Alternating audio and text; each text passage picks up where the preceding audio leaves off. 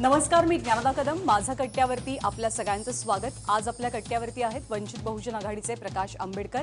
लोकसभेच्या निवडणुकांचा निकाल नुकताच लागलेला आहे. इकडे महाराष्ट्रापुरतं बोलायचं झालं तर लोकसभेच्या निवडणुकीच्या निकालामध्ये कोण जिंकलं, कोण हरलं याहीपेक्षा अधिक चर्चा झाली, जास्त चर्चा झाली ती वंचित बहुजन आघाडीच्या इफेक्टची, इम्पॅक्टची. ज्या ज्या मतदारसंघामध्ये वंचितचे उमेदवार उभे होते त्या मतदारसंघामध्ये अनेकांचे अंदाज चुकले, अनेकांची मतांची गणितं बदलली आणि काही मतदारसंघ तर असे राहिले की ज्याच्यामध्ये अनेक दिग्गजांना पराभवाचा सामना सुद्धा करावा लागला. तर वंचितची नेमकी स्ट्रॅटेजी काय होती या निवडणुकीमध्ये, लोकसभेच्या निवडणुकीमध्ये त्यांनी इन ट्रू सेन्स त्यांचं एक वजन दाखवून दिलेलं आहे. विधानसभेसाठी त्यांचा प्लॅन काय आहे आणि वंचित खरोखरच लोकसभेसाठी भाजपची बी टीम म्हणून काम करत होती का, या सगळ्या प्रश्नांची उत्तरं आज आपण सरांकडनं जाणून घेणार आहोत. सर, आपलं खूप स्वागत. बाळासाहेब, सगळ्यात पहिला प्रश्न हा की लोकसभेच्या निकालानंतर तुम्हाला आपल्याला प्रादेशिक पक्षाचा दर्जा मिळवण्यात थोडी मतं कमी पडली याच्याबद्दलचं दुःख जास्त आहे का भल्या भल्यांना आपल्यामुळं धूळ खावी लागली याचा आनंद जास्त आहे? ते आम्ही इस्टॅब्लिश केलं आणि वंचित बहुजन आघाडी ही ए टीम आहे, बी टीम आहे, कोणाचं तरी मतं खाणार, अमुक खाणार, हे खाणार असं जे आहे ते साफ धुवून गेलं आहे. आणि महाराष्ट्रातल्या आणि देशामधला असणारा कदाचित एक ऑल्टरनेटिव्ह फोर्स म्हणून उभा राहू शकतो अशी आता एक चर्चा सुरुवात झाली आहे. ती मला वाटतं असणारं महत्त्वाचं असं मी त्या ठिकाणी मानतोय. पण प्रादेशिक पक्षाचा दर्जा मिळवण्यामध्ये थोडे तुम्ही कमी पडलात का? कमी पडलात, कसे कमी पडलात? ईव्हीएमने आम्हाला कमी दिली मतं असं मी मानतो. तुमचा ईव्हीएम वर विश्वास नाहीये? माझे अजिबात नाही आहेत. अगोदरही नाही. 2003 साली आला त्यावेळेसही नव्हता. 2003 साली सुद्धा ज्यावेळेस मी पडलो त्यावेळेस मी स्टेटमेंट असं केलं होतं की ईव्हीएममुळे मी पडलो त्या सगळ्या ह्याच्यामध्ये. आज मला वाटतं असताना मी स्पष्टपणे कालच्याच पत्रकार परिषदेमध्ये महाराष्ट्राच्या 48 मतदारसंघामध्ये 22 मतदारसंघामध्ये जेवढी मतं झाली तेवढीच काउंटिंगमध्ये निघाली पाहिजेत, तर त्याच्यापेक्षा अधिक निघाली आहेत अशी असणारी परिस्थिती आहे.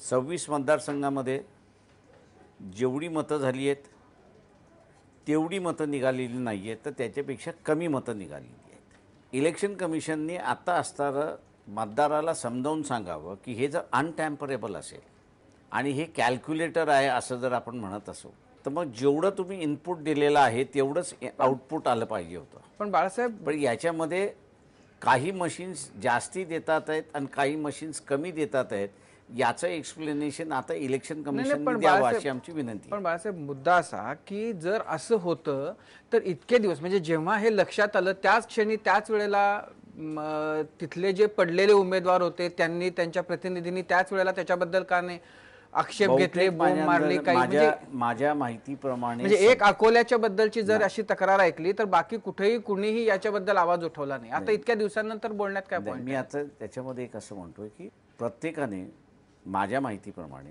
काउंटिंगच्या वेळेसच अर्ज दिले होते की कुठेतरी आम्हाला असं गडबड दिसते, काउंटिंग वेगळी होते आणि निघालेले निकाल वेगळे आहेत. रिटर्निंग ऑफिसर जे आहेत त्यांनी कुठलाही असणारा विचार न करता काउंटिंगचे राऊंड जसे आले तसे ते जाहीर करत गेले आणि फायनल राऊंडचे जे मतदान आले तेही त्यांनी असणारा जाहीर केले. विशेषतः आत्ता ज्यावेळेस आपण असणारा बघतो याचं कारण असं आहे की त्यावेळेस काउंटिंग किती होणार ह्याच्यावर तर लोकांचं लक्ष होतं. कॅल्क्युलेशन एका मतदारसंघाचं चुकू शकतो मी असणारा मानतो, 48 मतदारसंघाचं कधीच चुकू शकत नाही अशी असणारी परिस्थिती आहे.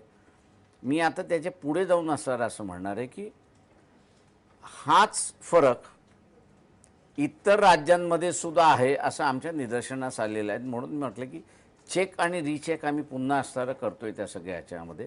15 दिवसामध्ये उरलेल्या मतदारसंघांमध्ये किती डिफरन्सेस आहेत तोही आम्ही असणारं त्या ठिकाणी मांडतो.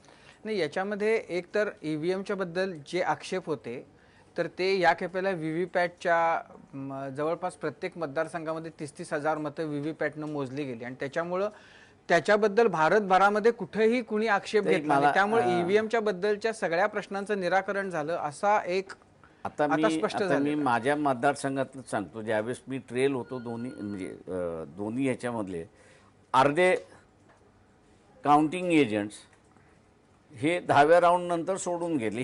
ही नॉर्मल प्रोसेस असते की नवीन असं मी त्या ठिकाणी मानत नाही की ज्यावेळेस लीड एवढी आहे की आपण तोडू शकत नाही. कारण का 19 ते 26 राऊंड असतात. 12 राऊंडपर्यंत काउंटिंग एजंट्स तुमचे अलर्ट असतात. 12 राऊंड नंतर मग त्यांना निराशा येत जाते की आता आपण ही काही तोडू शकत नाही अनलेस ती व्हेरी क्लोज असेल तर. आणि 48 मतदारसंघामधले आपण असं जर बघितलं तर बहुतांश मतदारसंघ हे फार मोठ्या लीडने आहेत. त्याच्यामुळे त्यावेळेस कोणी बघत नाही असं मी मानतोय. आत्ता ज्यावेळेस लोक बारकाईने त्या सगळ्या गोष्टीकडे बघायला लागलेली आहेत त्यावेळेस त्यांच्या लक्षात आलेलं आहे की पोल वोट्स आणि काउंटेड वोट्स या दोघांमधला फरक आहे. त्याच्यामुळे एका मतदारसंघातला फरक आपण समजू शकतो, एका दुसऱ्या मतदारसंघातला आपण समजू शकतो, पण एकूण महाराष्ट्राच्या 48 मतदारसंघामधला फरक याचं एक्सप्लेनेशन इलेक्शन कमिशनने दिलं पाहिजे. म्हणजे मला मी आत्ता तरी काउंटिंगला बसत नाही पण पूर्वी मी काउंटिंगला बसत असेल. एक वोट म्हणजे बॅलेट ज्यावेळेस होतं एक वोटसुद्धा कमी आला असेल तर रिकाउंटिंग तिथला आरो त्यावेळेस करत आहे ना. एक मत जोपर्यंत सापडत नाही तोपर्यंत त्या राऊंडचं मतदान कधीच डिक्लेअर केलं जात नसेल. एवढी दक्षता त्यावेळेस घेतल्या जात होते. आज मशीन असल्यामुळे ती दक्षता कोणी घेत नाही. याचं कारण असं आहे की लोकांचा विश्वास आहे की जेवढी मतं आहेत तेवढंच डिस्प्ले होणार, त्याच्यापेक्षा कमी जास्ती होणार नाही. असो म्हणजे एक म्हणजे दिसलं महाराष्ट्रात हे की एक अकोल्याचं ज्याच्याबद्दल तुम्ही आक्षेप घेतला नाही, मी अकोला नाही म्हणत, मी 48 म्हणतोय. नाही ठीक आहे, पण त्याच्यामध्ये बाकी कोणी आक्षेप घेतले नाहीत. अकोल्यामध्ये तुम्हीच उमेदवार होता आणि तुम्ही आक्षेप घेतला होता. बाकीच्या ठिकाणचे जे हरलेले होते त्यांच्यापैकी कोणी आक्षेप घेतला नाही. अर्थात तो एक भाग त्याच्यामध्ये झाला. राजू शेट्टींनी घेतला आक्षेप, एवढं असताना लक्षात घेतलं पाहिजे. माझ्या माहितीप्रमाणे मला जी माहिती आलेली आहे या सगळ्याच्या नंतर 48 उमेदवारांनी म्हणजे डिफरन्स जे जिंकलेत त्यांनी सुद्धा आक्षेप घेतलेला आहे ह्याची मला असतं. काय इम्तियाजनी सुद्धा मला असतं तिसऱ्या दिवशी फोन करून सांगितलं की साहेब माझ्यामध्ये 1000 मतं जास्ती आहेत. तेव्हा काय करू म्हटलं एक पत्र देऊन टाक की 1000 मतं जास्ती आहेत. बरं ठीक आहे, म्हणजे त्याच्याबद्दलचा तो एक भाग आहे. दुसरा तुमच्या वंचित बहुजन आघाडीच्यामुळं सुशीलकुमार शिंदे पडले, अशोक चव्हाण पडले, राजू शेट्टी पडले, 2014लाही पडले. नाही, माझा प्रश्न असा आहे की यांच्यातल्या कुणाच्या हरण्यामुळे तुम्हाला आनंद झाला आणि कुणाच्या हरण्यामुळे दुःख झालं? कोणाच्या हरण्यामुळे आनंद नाही किंवा कोणाच्या जिंकण्यामुळे आनंद नाही. कारण की इलेक्शन हे लोकांचं विष असते त्या ठिकाणी आणि ते मताच्या मार्फत येतं त्या ठिकाणी. मुळात हा जो प्रचार चाललेला आहे की आमच्यामुळे पडले, हा मुळात प्रचारच पहिल्यांदा खोटा आहे. याचं कारण की बीजेपीचे काँग्रेसचे 2 आले होते. एक सातव की जे हिंगोली मतदारसंघातून लढलेच नाहीत आणि दुसरं अशोक चव्हाण. उरलेले सगळे उमेदवार यांचे पडले होते. त्याच्यामुळे असणारा हे जिंकणार ह्याची गॅरंटी कुठे आहे?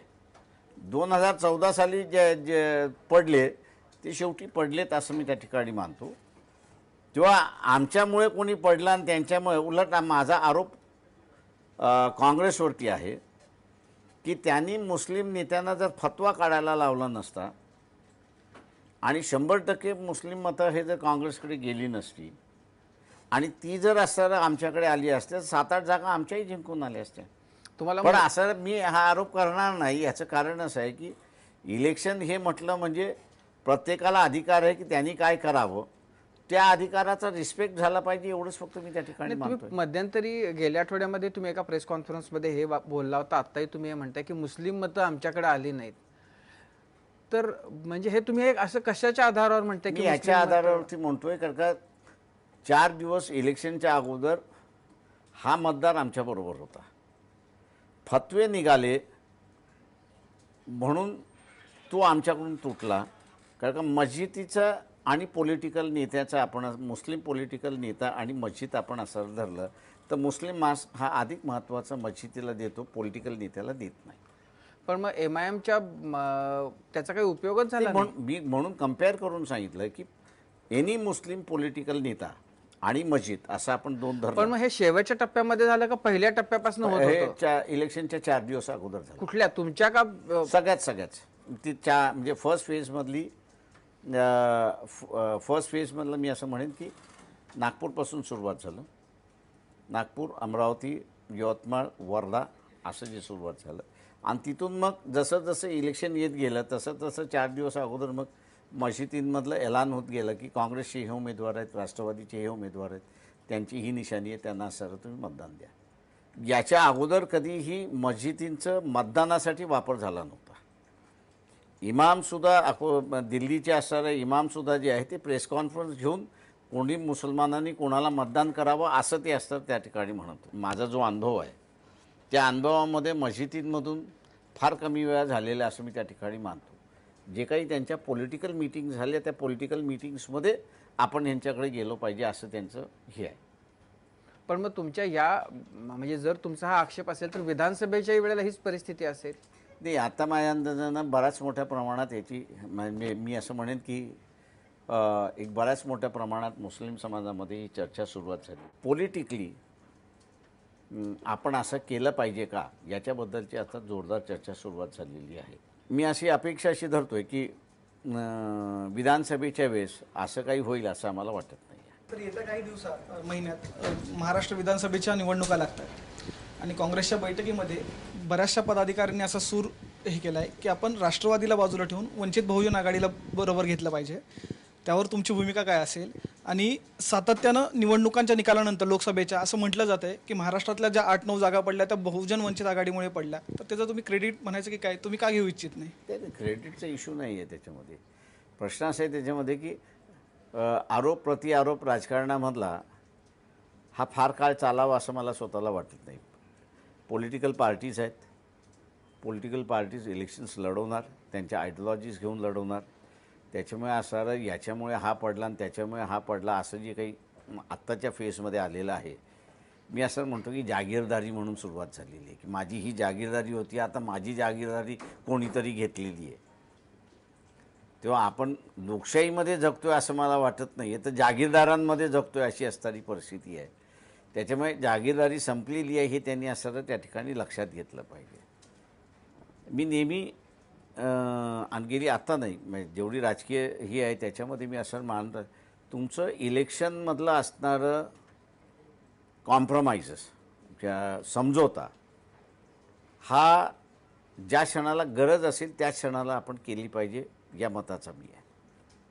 अन्यथा पार्टीजनी इलेक्शन्स हे लढले पाहिजे. पार्टीनी जर इलेक्शन्स लढल्या नाहीत तर लोकसभेच्या निवडणुकीच्या वेळेस जे मी काँग्रेसला म्हणत होतो की तुमच्याकडे उमेदवारच नाहीत, आज तीच अवस्था सेनेची आलेली आहे. आणि मी असताना मानतोय की राज ठाकरेला ही फार चांगली संधी आहे.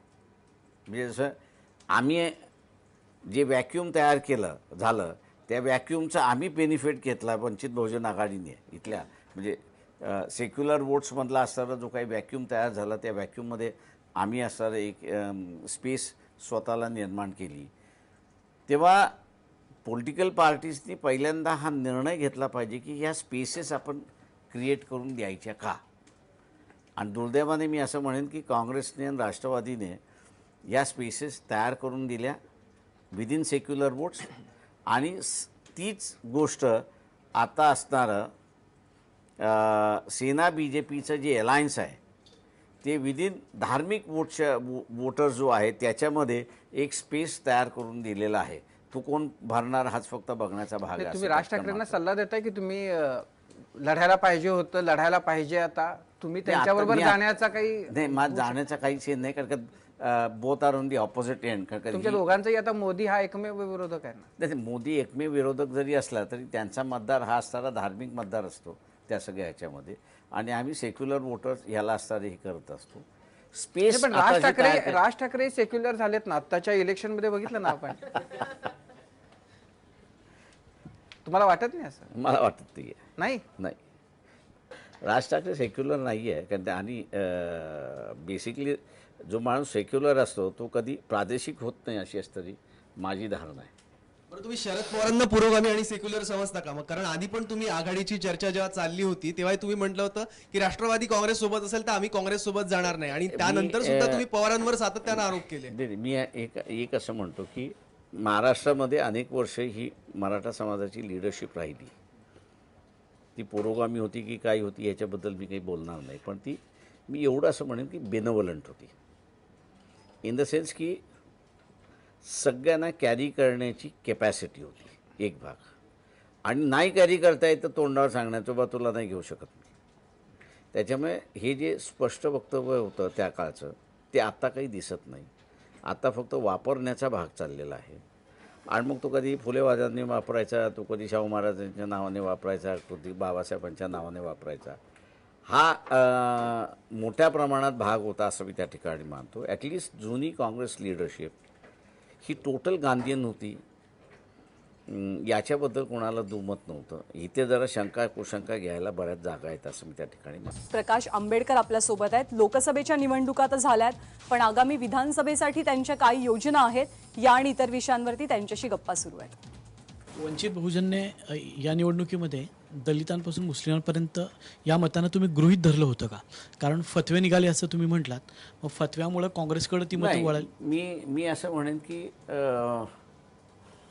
जी काही वंचितांची मुवमेंट आम्ही सुरुवात केली त्या सगळ्या ह्याच्यामध्ये व्यवहाराच्या पातळीवरती आपण असं बघितलं तर कारागीर वर्ग, मुसलमानांमधला कारागीर वर्ग आणि हिंदूंमधला असणारा कारागीर वर्ग यांचे व्यावहारिक संबंध आहेत.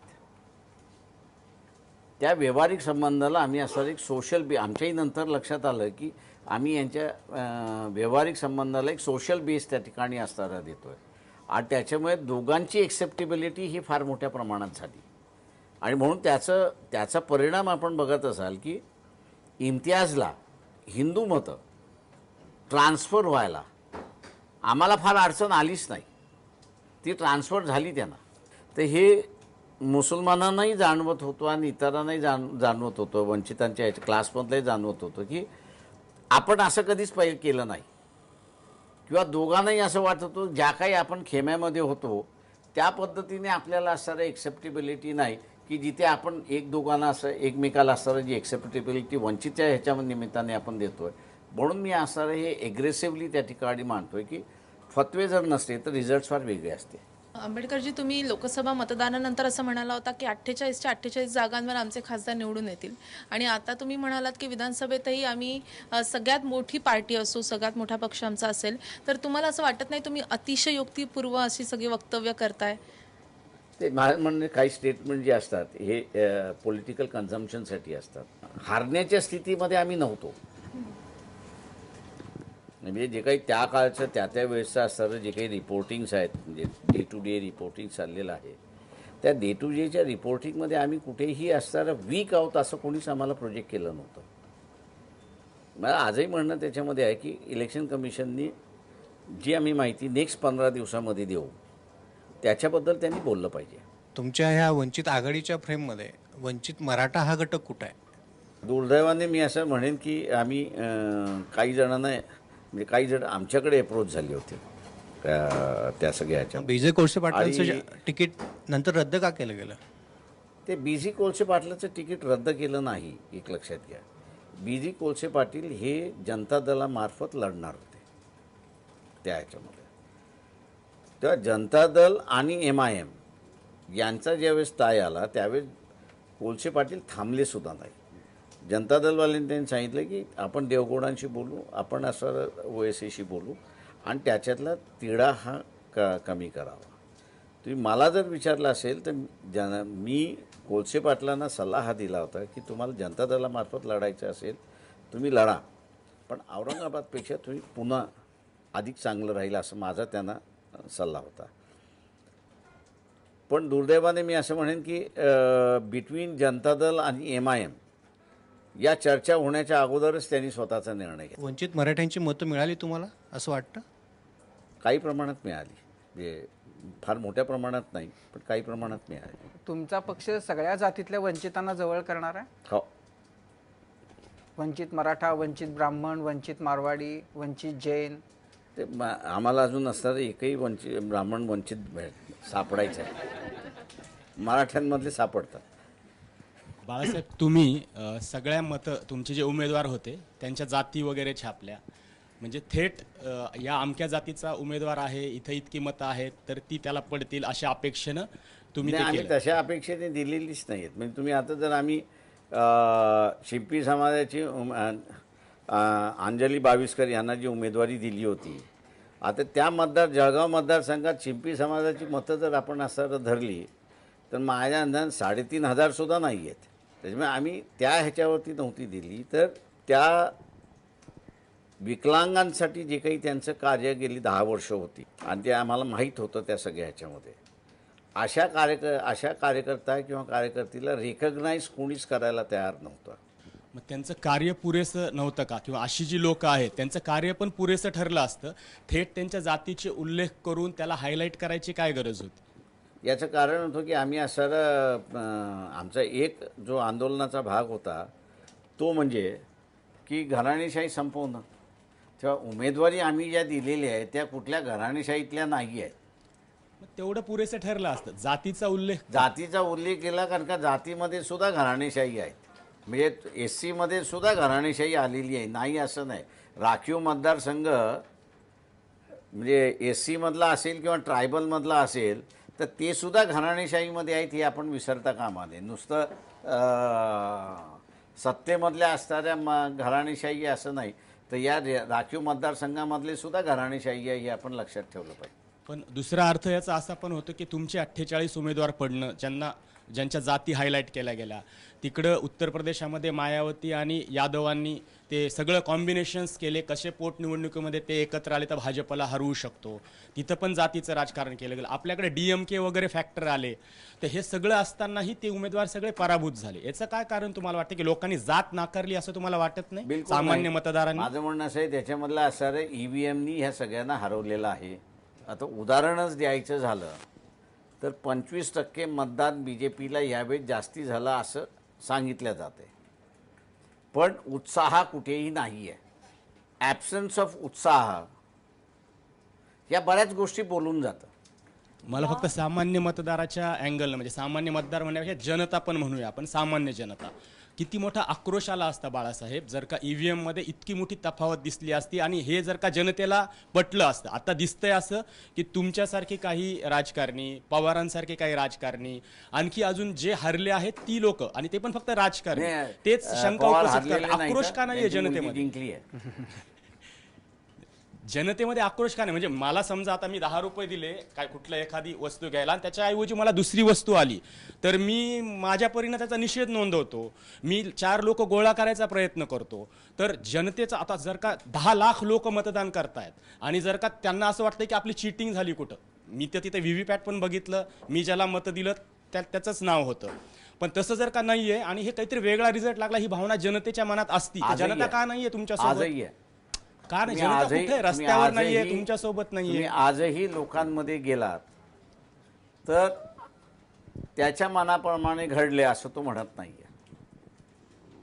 त्याच्या मनामधली शंका अजूनही कायम आहे आणि ही माहिती जशी बाहेर पडेल आणि पॉलिटिकल प्रोसेसमधली लोक याच्यामध्ये उतरायला सुरुवात होतील, जनआक्रोश व्हायला वेळ लागणार नाही एवढं लक्षात येईल.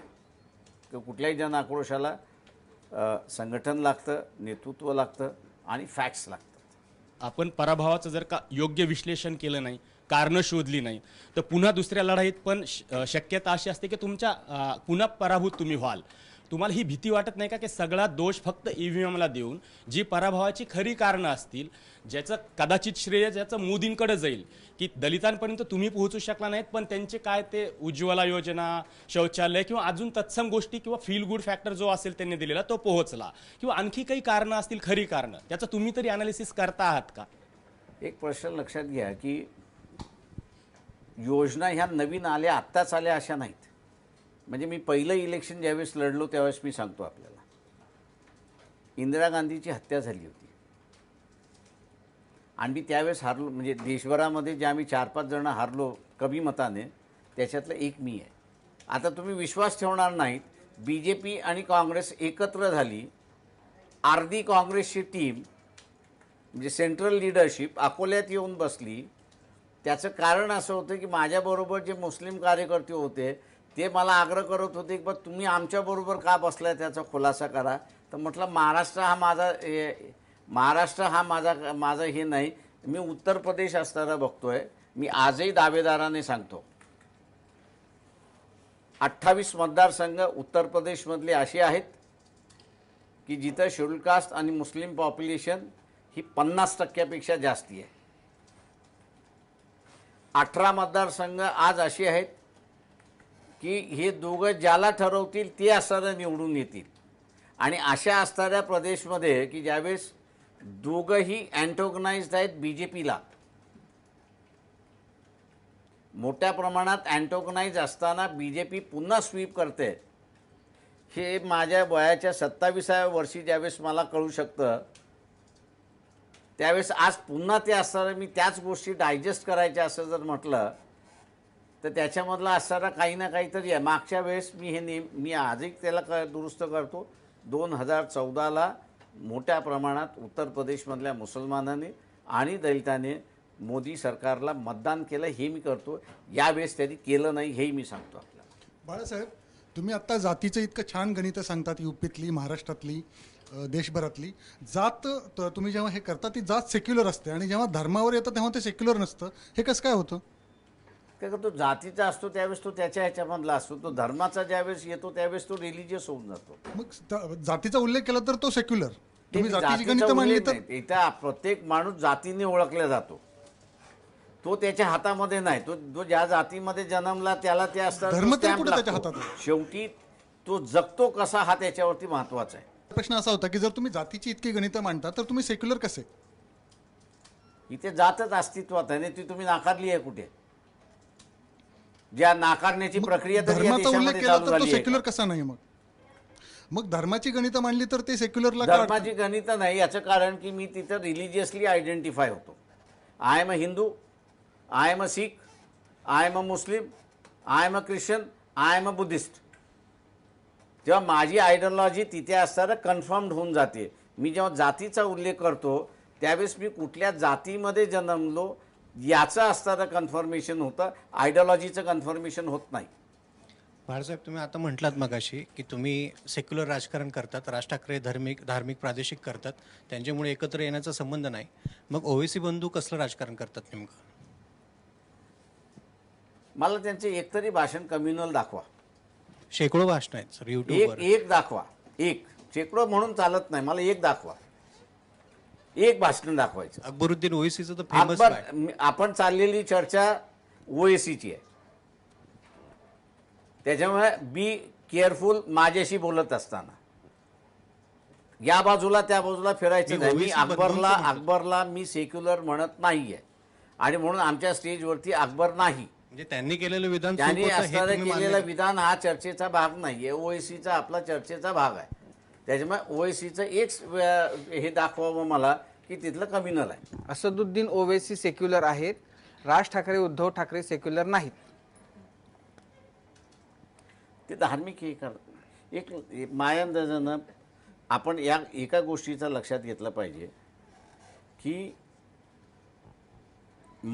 रिलिजियस मायनॉरिटीज किंवा आदिवासींसारखं किंवा दलितांसारखं संघटन ज्यावेळेस उभं राहतं त्यावेळेस त्यांच्या प्रायोरिटीज हा त्यांचा सेक्टर हा त्यांचा प्रायोरिटी असतो. तेव्हा त्यांनी जेव्हा त्यांचा सेक्टर हा प्रायोरिटाईज केला असेल आणि ते प्रायोरिटाईज केल्यानंतर त्यांची उरलेली नॅशनल भूमिका काय आहे ही त्याच्यातली महत्त्वाची आहे. उद्धव ठाकरेंनी असं म्हटलं की माझ्या आजोबांच्या काळामध्ये ज्यावेळेस तिथला असणारा CKP म्हणत होते की आम्ही जानवांसाठी लढतो आहे. उद्धव ठाकरेंनी म्हणावं ना की माझं असणारं आंदोलन जे आहे ते CKPच्या जानव्यांसाठी आंदोलन आहे. तेवढ्यापुरतं सोडलं, उरलेलं मग आम्ही ते सेक्युलर भूमिका घेतात की न घेतात आम्ही बघू ना. पण माझा प्रश्न असा आहे की मोदी आणि अमित शहा यांच्यामुळं जे वंचित राजकीयदृष्ट्या वंचित झालेले CKP आहेत त्यांना तुम्ही बरोबर घेणार का? घेतो ना मी. CKPना घेतो ना मी.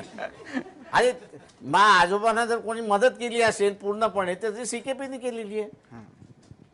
त्यामुळे तुम्ही त्याच्यामुळे आजही ते त्यामुळे- वंचितच म्हणजे आहे. त्यामुळे- दरम्यानपासून आजही ते वंचितच आहे. त्यामुळे ठाकरे बंधूंना तुमच्या म्हणजे तुम्ही त्यांच्याबद्दल काही आक्षेप नाही आहेत तुमचे असे. माझा काहीच आक्षेप नाही, म्हणतो आम्ही त्यांना फ्री हँड देतोय ना. पण बाळासाहेब, एकूण काँग्रेसची जी आत्ताची भूमिका आहे, जो मगाशी प्रश्न विचारला होता की तर तुम्ही त्याच्यासाठी ओपन आहात विधानसभेसाठी जर खरंच तसं झालं तर, का तुमची तीच अट आहे असेल की राष्ट्रवादी बरोबर नसावी? नाही, माझं एकच याच्यामध्ये आहे की काँग्रेसने आमच्यावरती आरोप केला होता की आम्ही बी टीम आहोत. तर राजकारणामध्ये प्रचारामध्ये होतातच ना, तुम्ही आरोप केले, त्यांनी आरोप केले. नाही, मी फक्त एवढंच म्हणतोय की त्यांनी त्याच्याबद्दलचा एक खुलासा केला पाहिजे. त्यांच्याकडून जर खुलासा होत नसेल तर माझं म्हणणं असेल बीजेपी बरोबर वाया आमच्या मार्फत कशाला जा, डायरेक्ट त्यांनी जावं मग बीजेपीकडे. पण म्हणजे ही तुमची प्री कंडिशन आहे की नाही, जर माझी प्री कंडिशन काहीच नाही आहे. आम्ही एवढंच सांगतो की युतीच्या संदर्भातल्या आमच्या ज्या बैठका झाल्या त्याच्यामध्ये असणारी काही चर्चा झाली नाही आहे. त्याच्यामध्ये आपण विधानसभा कशा लढवाव्यात याची असणारी एक चर्चा झालेली आहे. बैठक आम्ही घेऊ आणि त्याच्यामध्ये हे जे पॉलिटिकल सिनॅरिओ बदलतात आहेत, या पॉलिटिकल सिनॅरिओबद्दल एक चर्चा आम्हाला करावी लागेल आणि निर्णय घ्यावा लागेल. पण अशी शक्यता होईल का की ज्याच्यामध्ये समजा काँग्रेस राष्ट्रवादी नाही, भाजप शिवसेना नाही, पण मग मनसे आहे, राजू शेट्टींचा स्वाभिमानी शेतकरी संघटना आहे, शेका पक्ष आहे, जनता दल आहे, डावे पक्ष आहेत, ह्यांना बरोबर घेऊन तुम्ही? माझी आजही त्यांना ऑफर आहे. म्हणजे इवन इनफॅक्ट माझी ज्यावेळेस राजू शेट्टींशी चर्चा झाली होती, मी त्यांना हाच प्रश्न पोज केला होता की तुम्ही काँग्रेस आणि राष्ट्रवादीवर जाणून करणार काय? तुम्ही शेतकऱ्यांचे आहात प्रतिनिधी, आणि या दोन्ही संघटना तशा शेतकऱ्यांच्या नाहीत पण कारखानदारांच्या आहेत. त्यामधले तुम्हाला नुकसान वाटत नाही का, विरोधाभास वाटत नाही का? पण तरी ते गेले आणि त्यांना असं दिसलं. आता ते राजू शेट्टी यायला तयार असेल तर आम्ही त्यांचा निश्चितपणे विचार करू ना. आणि बाकीचे पक्ष डावेजवळ मी नेहमी म्हणत असतो की आंदोलनात्मक आम्ही डावे एकत्र असतो, इलेक्शनमध्ये आम्ही वेगळे असतो. लोकसभेच्या सगळ्या निवडणुकीच्या प्रोसेसमध्ये, निकालाच्या प्रोसेसमध्ये तुमच्यासाठी सगळ्यात धक्कादायक बाब कुठली होती? म्हणजे वंचितचे उमेदवार तुमच्या अपेक्षेप्रमाणे निवडून न येणं ही होती, भाजपनं 300+ जागा मिळवणं ही होती, की त्याच्यानंतर जे खातेवाटप झालं त्याच्यामध्ये अमित शहानी गृहमंत्री बनणं ही होती?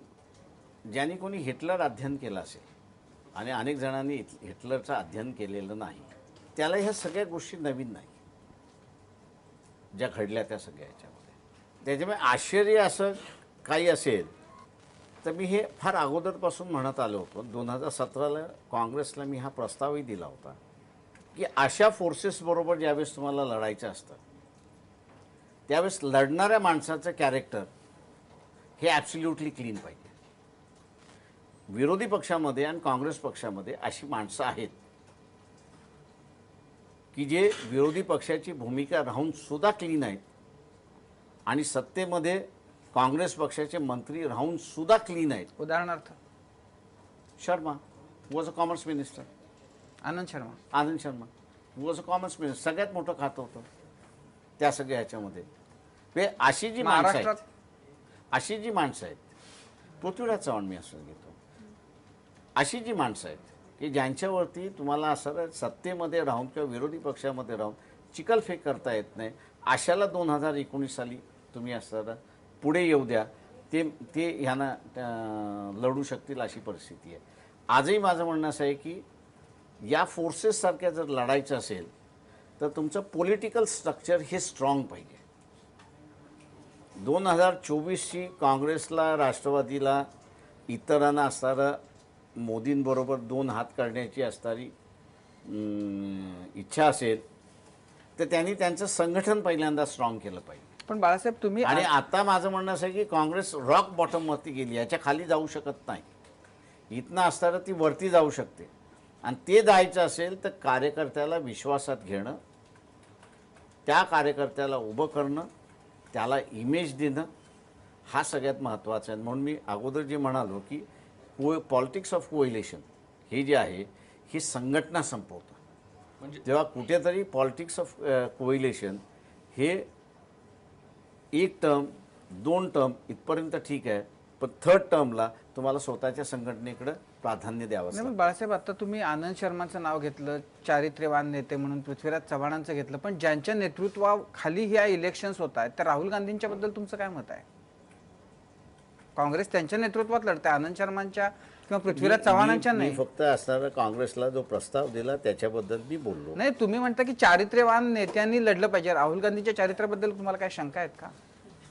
मी कोणाच्या चारित्र्याबद्दल शंका नाही, पण कोणाच्या नेतृत्वाखाली हे लढल्या जाऊ शकतं याचं मी फक्त उदाहरण दिलं. पण तुम्हाला राहुल गांधींच्या नेतृत्वाखाली जिंकू शकत नाही असं वाटतं? माझ्या अंदाजाने he lost the battle in 2012. मग आता त्यांना पुढं भविष्य काय आहे? मला नाही वाटत त्यांना भविष्य आहे. I don't think so he has a future. पण मग याचं कारण असं आहे की बिहार सारख्या राज्यामध्ये जिथे संघटन नव्हतं त्या बिहार सारख्या राज्यामध्ये राहुल गांधींना च्या नेतृत्वाखाली बिहारचा मी इलेक्शन लढतोय आणि तिथे जे बिहारचं पानिपत झालं तो जो परसेप्शन झाला तो परसेप्शन माझ्या अंदाजानं नेता डिलिव्हर करू शकत नाही अशी असणारी परिस्थिती होती. ज्या नेत्याबद्दलचं परसेप्शन असं असतं की डिलिव्हर करू शकत नाही असं जे आहे त्याच्यातून ते नेतृत्व बाहेर काढणं हे फार कठीण जातं. पण 3 राज्यात तर राहुल गांधींनी चांगला परफॉर्मन्स दिला होता. पण त्याच्या अगोदरच्या 6 राज्यांमध्ये हारले होते ते कशाला विसरताय तुम्ही? परफॉर्मन्स हाच निकष मानायचा झाला तर मग राष्ट्रवादीबद्दल काय म्हणणं आहे आपलं? ते मी आता असं म्हणेन की वाय राष्ट्रवादी आमच्या सगळ्या सकट पॉलिटिकली तुम्ही जर मला विचारलं तर there is a very bleak future. काय for Rashtrawadi? Everybody. Why only Rashtrawadi? Everybody. Bleak future म्हणजे तुम्हाला काय असं वाटतं? असे कोणीही संघटन डेव्हलप करायला प्राधान्य दिलं नाही, सत्तेला प्राधान्य दिलं. आणि म्हणून मगाशी मी जे राज ठाकरेचं म्हणत असताना जे म्हणालो की 135 जागा शिवसेना लढणार आणि 153 जागा या BJP आणि त्यांची अलाइड संघटना लढणार. आता हा फॉर्म्युला बरेच वर्ष चालत आलेला आहे. त्याच्यामुळे हा ज्या जागेमध्ये सेनेला कधीच उमेदवारी मिळालेली नाही किंवा ज्या जागेमध्ये काँग्रेसला उमेदवारी मिळालेली नाही, ज्या जागेमध्ये राष्ट्रवादीला कधी उमेदवारी मिळालेली नाही, तिथली संघटनाची स्थिती काय आहे?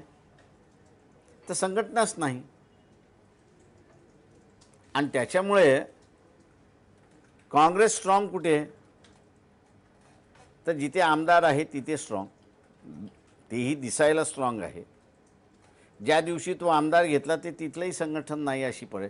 सेम सिच्युएशन BJPची पण आहे. पण BJPचं एक प्लस पॉईंट याच्यामधला आहे तो म्हणजे RSSचा bag non political, non social म्हणणारे, नॉन रजिस्टर्ड असं म्हणणारं एक संघटन त्याच्या पाठीमागे आहे. त्याच्यामुळे कधीही सेकंड रँक फीडर त्यांना असणारा मिळू शकतो. या कोणालाही फीडर नाही आहे अशी परिस्थिती आहे. तुम्ही आत्ता RSSचं नाव घेतलं आणि तुम्ही अनेकदा असं वक्तव्य केलेत की RSS संविधानाच्या कक्षेत येत नाही. तर मुळात RSS संविधानाच्या कक्षेत येत नाही म्हणजे काय? आणि विधानसभेला जर तुमच्या हातात सत्ता आली तर RSSला संविधानाच्या कक्षेत आणण्यासाठी तुम्ही काय करणार? इश्यू एक असा आहे की ही संघटन कुठं रजिस्टर्ड नाही, ही कोणाला ऐकत नाही, कोणाला बिलीव्ह करत नाही. हिटलरच्या पुन्हा भाषेत म्हणायचं झालं तर हे SS आहे की we are above all and everybody should report to us. ही जे स्टेटस त्यांनी करून घेतलेलं आहे ते स्टेटस घालवणं म्हणजे संविधानामध्ये आणणं. आम्हाला जे जे करावं लागेल ते तुम्हाला करावं लागेल. त्याच्यावर आजपासून व्हीव्हीपॅट याच्यात EVM बद्दल तुम्ही आक्षेप घेताय. आता जर पुढच्या विधानसभेच्या निवडणुकीतही तुम्ही म्हणालात की तोच फॅक्टर मोठा राहील तर मग तिथेही काही चालणार नाही. बाकीच्या पक्षांनी कितीही प्रयत्न केला तरी भाजपच दिसेल आणि 10 वर्षात तुम्ही म्हणता सर्व्हायवल दिसत नाही भाजपचं. जर EVM असंच चाललं, EVMचं सगळीकडे तो सक्षम राहिला तर मग काय दिसणार? म्हणजे भाजपच राहणार पुढे, पुन्हा पुढच्या इलेक्शनला भाजपच येणार निवडून. ते म्हणून मी आत्ता सगळ्या पॉलिटिकल पार्टीजना हे म्हणतोय की जर EVM हे सरकार इलेक्शन कमिशन वापरण्यामध्ये जर इंटरेस्टेड असेल तर आपण इलेक्शन प्रोसेसमध्येच भाग घेऊ नये. बॅलेट येणार असेल तरच महाराष्ट्राच्या विधानसभेमध्ये आम्ही सहभागी घेऊ, ही भूमिका ॲटलिस्ट महाराष्ट्रातल्या वेगवेगळ्या पॉलिटिकल पार्टीजच्या नेत्यांनी घेतली पाहिजे. तुम्ही त्याच्यासाठी पुढाकार घ्याल की जर बॅलेट पेपरवर नाही झालं तर आम्ही विधानसभा नाही लढणार, ह्याच्यासाठी सगळ्या विरोधी पक्षांमध्ये मतैक्य घडवण्यासाठी तुम्ही प्रयत्न कराल? मी प्रयत्न करणार आहे.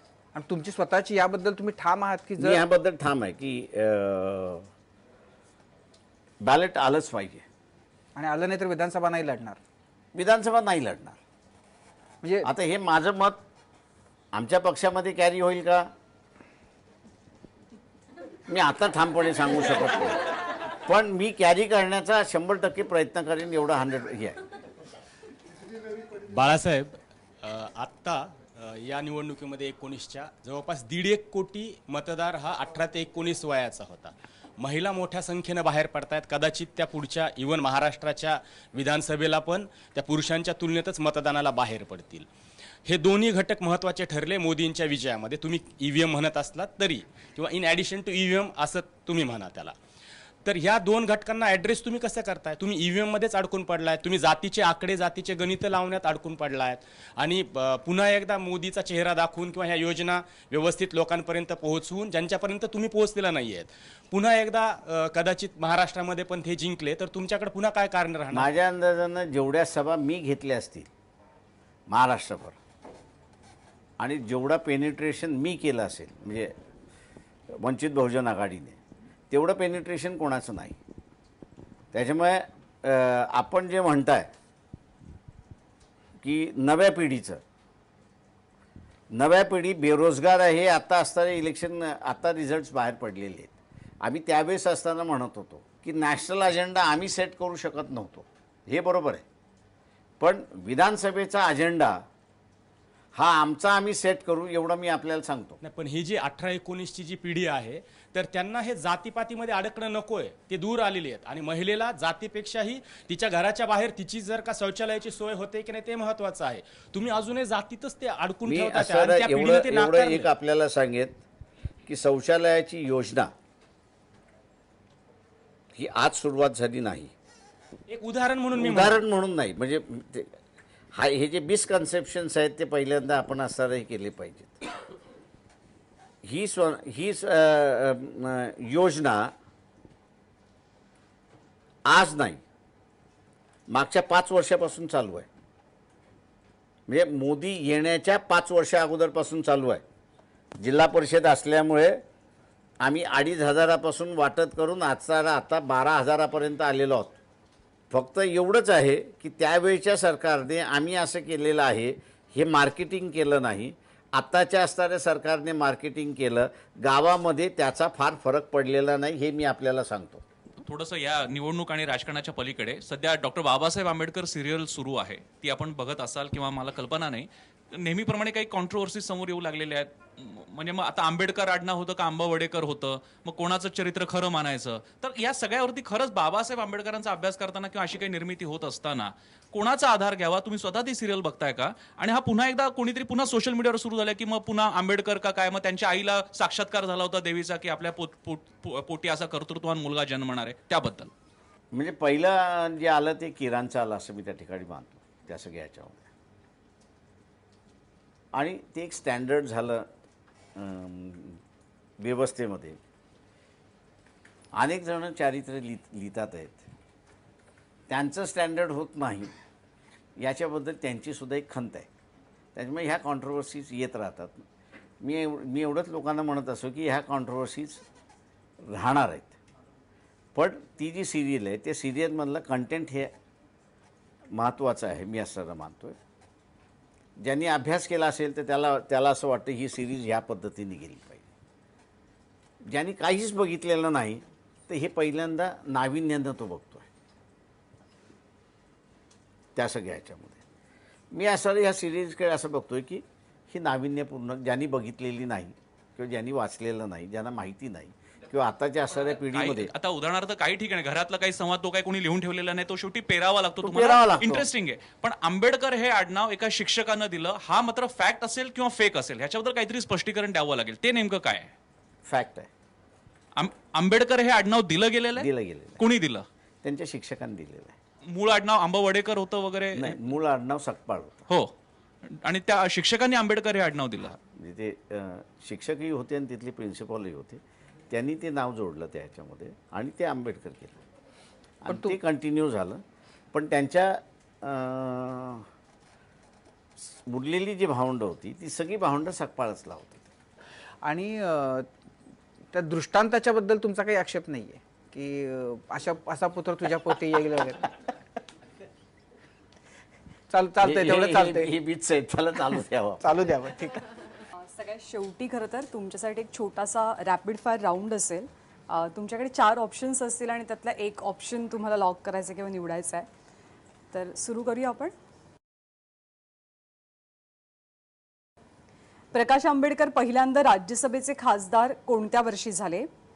ए 1990, बी 1992, सी 1994 की डी 1998? 90. नक्की? 1990. सो लॉक करायचं तुम्हाला उत्तर आहे? सो आपण पहिल्यांदा राज्यसभेवर गेलेलं विचारणार कसं काय? सो ए ऑप्शन आपण लॉक करूया, 1990, आणि अर्थातच बरोबर उत्तर आहे. पहिलं उत्तर तर बरोबर आहे. दुसरा प्रश्न तुमच्यासाठी असा आहे, स्थापनेनंतर भारीपणे जिंकलेली विधानसभेची पहिली जागा कुठली? तुमचे 4 ऑप्शन्स असे आहेत: ए नांदेड, बी किनवट, सी लातूर आणि डी अकोला.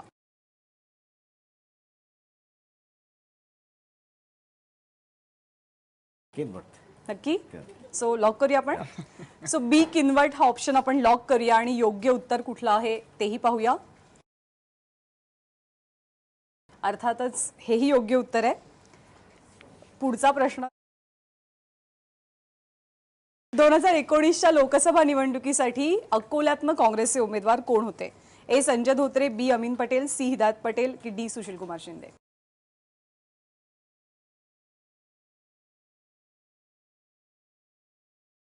हिदायत पटेल. आपण हिदायत पटेल सी हा ऑप्शन लॉक करूया आणि योग्य उत्तर सुद्धा पाहूया. सो उत्तर बरोबर आहे. आत्ता तुम्ही तुमची ताकद दाखवून दिली आहेत वंचितने.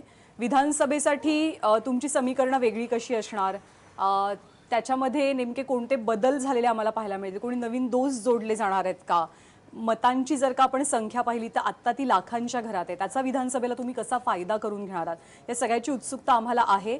आपल्याला शुभेच्छा आणि आज कट्ट्यावर आल्याबद्दल मनापासून धन्यवाद. थँक्यू. आणि यानंतर माझा कट्ट्यावरती वेळ झालेली आहे इथेच थांबण्याची. ताज्या बातम्यांसाठी पाहत रहा ABP माझा.